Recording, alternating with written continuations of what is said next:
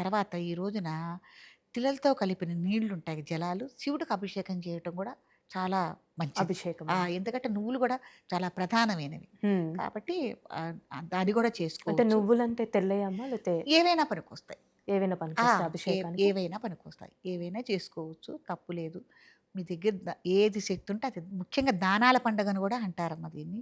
పితృకార్యాల పండగ, పెద్దల పండగ, దానాల పండగ ఇట్లా రకరకాలుగా అంటుంటారు. మనకి భోగి రోజునంటే చాలా విశేషంగా ఏంటంటే కోడి పందాలు, హ్మ్. గాలిపటాలు, గంగిరెద్దుల వాళ్ళు, ఆ తర్వాత హరిదాసులు, హ్మ్. తర్వాత ఈ కబడ్డీ ఆటలని రకరకాల ఆటలు. పోటీలు జరుగుతూ ఆ! ఉంటాయి కొన్ని పోటీలు ఊర్లలో. జరుగుతుంటాయి. అన్నిటికీ మన మండల స్థాయిలో గాని, జిల్లా స్థాయిలోనే, గ్రామ స్థాయిలో గాని పోటీలు పెట్టడం, వాళ్ళకి బహుమతులివ్వటం, హ్మ్. ఇవన్నీ చేస్తూ ఉంటారు. ఎద్దుల పందాలు ఇవన్నీ చక్కగా పెడుతూ ఉంటారు. ఈ 3 రోజులు సరదాగా జరిగే అద్భుతమైన పండగ ఇది. హ్మ్. కాబట్టి సంక్రాంతి చాలా గొప్పది.